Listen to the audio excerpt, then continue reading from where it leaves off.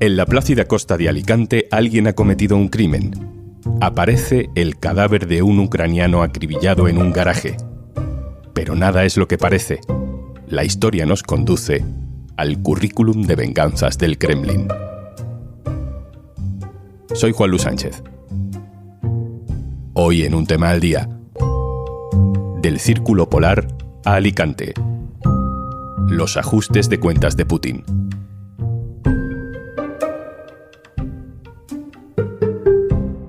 Una cosa antes de empezar. Ahora puedes disfrutar de todos los contenidos de eldiario.es y Podimo por solo 3,25 € al mes. Tienes todos los detalles de esta súper oferta especial en eldiario.es/promo Podimo.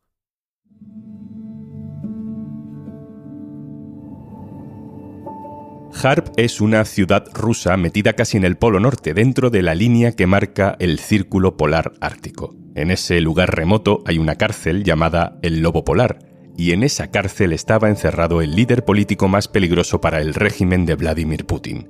Se llamaba Alexei Navalny. Navalny tenía un pasado como político nacionalista ruso y eso le daba raíces de apoyo interno, y también contaba con el empuje de Estados Unidos y Europa, que lo convirtieron en una especie de proyecto Obama para Rusia. Los posts están listos, la publicación está lista, el vídeo está listo y hasta el TikTok está listo. Todo está listo. Navalny era joven, siempre sonriente, vestía de manera informal y tenía un carisma indudable que protagonizó documentales de Netflix. Hola, soy Navalny. Detrás de mí podéis ver un diagrama de flujo, como en una película, pero hay una gran diferencia. Esto no es una película, es la vida real. Esta gente trató de matarme. Una operación de esta envergadura podría haber sido aprobada por Vladimir Putin. Le acuso de terrorismo de Estado. Hace unos días, el gobierno de Putin informaba de la muerte de Alexei Navalny en la cárcel del Círculo Polar. El Kremlin dice que estaba enfermo. El resto del mundo no se cree esa versión, porque Navalny ya sufrió intentos de asesinato. En 2020 estuvo en coma por envenenamiento, y porque Putin ya tiene un largo historial de muertes accidentales a su alrededor. La penúltima, un avión estrellado en agosto, en el que casualmente iba el traidor que dio la orden de llevar tanques hacia Moscú, Yevgeny Prigozhin. Alexei Navalny murió el 16 de febrero, pero no fue la única muerte de un enemigo de Putin esa misma semana. Esta historia nos va a llevar a un pueblo turístico de Alicante.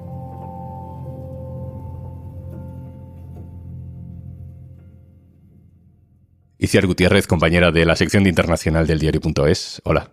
Hola, Juanlu. ¿Quién era Maxim Kuzminov? Pues era un piloto de 28 años que servía en el regimiento número 319 de helicópteros de la Fuerza Aérea Rusa. Él posteriormente contó que solo había participado en operaciones de transporte para trasladar personal militar o carga y que no había participado en bombardeos, y posteriormente dijo también que no quería participar en los crímenes perpetrados por Rusia en Ucrania. Y en agosto, Maxim Kuzminov decide desertar del ejército ruso. Sí, el 9 de agosto, él coge un helicóptero Mi-8, cruza la frontera de Rusia con Ucrania para llegar a Kharkov. No tarda mucho porque Kharkov está relativamente cerca de Rusia. Él, según contó, vuela a baja altura, apaga la radio, la lleva en silencio para no ser detectado, y con él van otros dos compañeros que no tienen ni idea y a los cuales matan en cuanto se bajan porque no se rinden. De hecho, las familias arremeten contra el piloto precisamente por esto. Según Ucrania, todo es parte de una operación especial planeadísima durante 6 meses. Él contó que fue él quien se puso en contacto con la inteligencia ucraniana, se supone que a través de un chat cifrado de Telegram, y que acepta a cambio de dinero, nuevos documentos y protección. ¿Y qué hace Rusia en ese momento? En los canales rusos de Telegram, que tienen mucho peso en el seguimiento de la guerra, lo que se especula es que el helicóptero ha desaparecido e incluso ha podido perder el rumbo. Tardan días, ¿no?, en darse cuenta de lo que consideran una traición por parte de este piloto, y bueno, que al final uno de los suyos ha formado parte de una operación especial ucraniana de la inteligencia. Con el tiempo supimos que Maxim Kuzminov no solo se llevó el helicóptero para poder huir, sino también proporcionó a Kiev información muy valiosa sobre los aviones, los sistemas de comunicación y la red de bases aéreas del ejército ruso. Ucrania le ofreció una recompensa de $500,000 y dijo que la operación no había tenido precedentes. Entiendo que cuando llega a Ucrania, Maxim Kuzminov es tratado como un héroe. Sí, el ejército ucraniano le recibe en la base de Kharkov. La operación no se desvela hasta finales de agosto, cuando salta a la prensa, y la historia del piloto no se conoce, de hecho, hasta días después. Ucrania anuncia que un desertor está con ellos, que trae información valiosa del otro lado, e incluso le graba un vídeo donde él cuenta, ¿no?, toda la historia y ellos lo difunden en redes sociales y en los medios de comunicación. Полное понимание всего того, что происходит. Я для себя решил, что это преступление самое жестокое. Я для себя решил, что Bueno, y en aquella rueda de prensa también pidió a otros pilotos rusos que siguieran su ejemplo y dijo: si lo hacen no te arrepentirás en absoluto, tendrás absolutamente todo para el resto de tu vida. Kuzminov también contó que sus padres habían apoyado sus planes de desertar y se unieron a él en Ucrania, y de hecho no descartó mudarse con ellos a un país europeo. Y en aquella rueda de prensa también dijo, entre otras cosas: la verdad que aquí no hay fascistas ni nazis, y lamento mucho lo que está sucediendo ahora, los asesinatos, las lágrimas, la sangre, la gente simplemente se está matando entre sí, y eso es todo. Esto es lo único que no entiendo. Lo que está sucediendo ahora es simplemente un genocidio del pueblo ucraniano, tanto ucraniano como ruso. Ucrania ganará esta guerra. Y a partir de ahí se le pierde la pista, ¿no? Sí, a partir de ahí digamos que se pierde un poco el rastro mediático de esta persona. Iciar Gutiérrez, compañera, muchas gracias. Muchas gracias a ti. Lucas Marco, Alicante, hola. Hola, Juanlu, ¿qué tal? ¿Qué pasó el 13 de febrero, hace unos días, en la localidad alicantina La Vila Lloyosa? Bueno, aparece un cuerpo que presentaba 5 impactos de bala en el pecho y en la cabeza y que fue hallado en un garaje de una urbanización de Villajoyosa, que es una zona de la provincia de Alicante muy vinculada a la costa, al turismo. El cadáver portaba documentación al nombre de un supuesto ciudadano ucraniano de 33 años y en un primer momento la Policía Judicial de Alicante empieza a trabajar con la hipótesis de un ajuste de cuentas. Y esto se explica porque el vehículo que usaban los presuntos autores del crimen apareció incendiado posteriormente en el Campello, que es una localidad situada a unos casi 20 kilómetros de Villajoyosa, y por tanto se trata de un modus operandi habitual, ¿no?, en ajustes de cuentas del ámbito del crimen organizado. Pero la historia cambia porque aquella persona encontrada muerta en ese garaje no es quien parecía ser. El giro de guión se produce este lunes cuando algunos medios ucranianos informan de que el hombre tiroteado en Villajoyosa es Maxim Kuzminov, un piloto de helicóptero ruso que desertó el pasado mes de agosto. Consultamos a fuentes de la Guardia Civil que nos confirmaron que estaban trabajando con la hipótesis de que la documentación hallada en el cadáver fuera falsa, y además coincidió con que en estos medios ucranianos se empezaron a citar fuentes de la inteligencia militar ucraniana que confirmaban que la persona asesinada en Villajoyosa era este piloto desertor, y de hecho posteriormente ya las autoridades rusas se han pronunciado al respecto e incluso han tildado a la víctima de traidor. De todo esto sabemos más por Ucrania que por las autoridades españolas, ¿no? Bueno, hay que tener en cuenta que la investigación está en una fase muy incipiente, está bajo secreto de sumario, está a cargo de la Policía Judicial de Alicante y básicamente, efectivamente, pues los medios ucranianos han ventilado bastante esta historia, ¿no? Y citando fuentes de la inteligencia militar, confirmaron que el hombre asesinado era efectivamente Maxim Kuzminov y además el relato de estos portavoces de la inteligencia militar ucraniana coincidía básicamente con los hechos que sucedieron en Villajoyosa, que es más el tiroteo, la huida y el hallazgo del vehículo calcinado. Y hay que tener en cuenta que se trata de un crimen aparentemente vinculado a la guerra de Ucrania, pero que se produce en territorio español, ¿no? Pero puede tener fuertes implicaciones internacionales a tenor de la posibilidad de que potencias extranjeras puedan tener cierta implicación.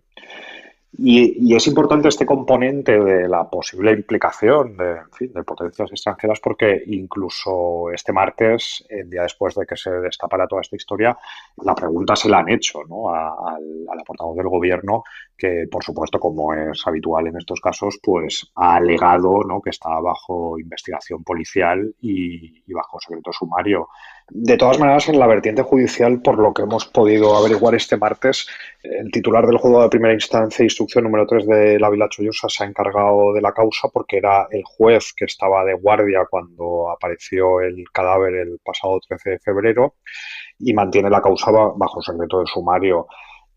Por lo que he podido confirmar, solo cuenta con la autopsia preliminar y con la documentación supuestamente falsa que fue hallada en el cuerpo de la víctima.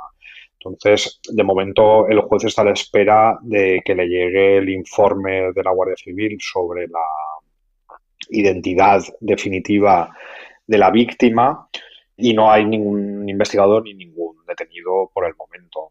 De todas maneras, se trata de un juzgado, digamos, pequeño, al que efectivamente le ha caído un marrón bastante importante, que a medida que evolucionen los acontecimientos podría inhibirse en principio a favor de la Audiencia Nacional, aunque todo esto evidentemente pues son hipótesis.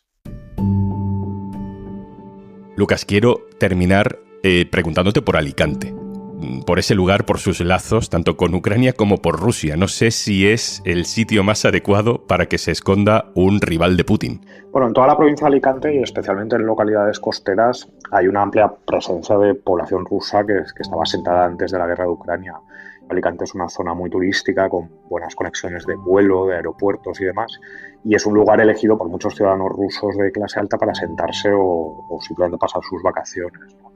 Por ejemplo, en Benidorm y Altea también salió a la superficie hace unos años una presunta trama de la mafia rusa dedicada al blanqueo de capitales del crimen organizado del este, que tenía muchas conexiones, ¿no?, con el mundo político y empresarial y con el mundo de la industria del turismo. Y luego, por otro lado, cuando estalló la guerra de Ucrania, esta misma zona acogió a numerosa población refugiada ucraniana, que antes de la guerra ya había bastante población ucraniana y muchos civiles, al estallar la contienda, optaron por reunirse con familiares que vivían en la zona e incluso otros civiles acabaron refugiados en esta zona porque las autoridades españolas, en fin, hicieron un amplio despliegue, ¿no?, para acoger refugiados.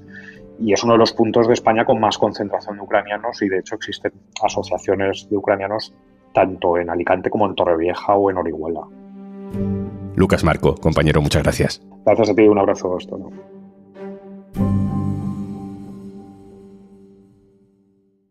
Y antes de marcharnos... Si te sigues bebiendo el zumo de un trago para que no pierda las vitaminas, es hora de renovar los conocimientos en salud. Y en Podimo te lo ponemos fácil. Ciencia o evidencia con David Callejo y Eva Rojas. Sanamente con Marta Pérez o esto es Nutrición con Steffi y Vicky. Y si lo quieres fácil, lo tienes. Y aquí no hay mucha lista de espera. Y recuerda, tenemos una nueva oferta especial. Por 3,25 € al mes, disfruta de todos los contenidos de eldiario.es y Podimo. Solo si entras en eldiario.es/promopodimo. Esto es Un Tema al Día, el podcast del Diario.es. Si te gusta lo que hacemos, necesitamos tu apoyo. Hazte socio, hazte socia en eldiario.es/socio. Este podcast lo producen Carmen Ibáñez, Marcos García Santonja e Izaskun Pérez. El montaje es de Pedro Nogales. El capítulo de hoy, desde los estudios de Carne Cruda Radio. Yo soy Juan Luis Sánchez. Mañana, otro tema.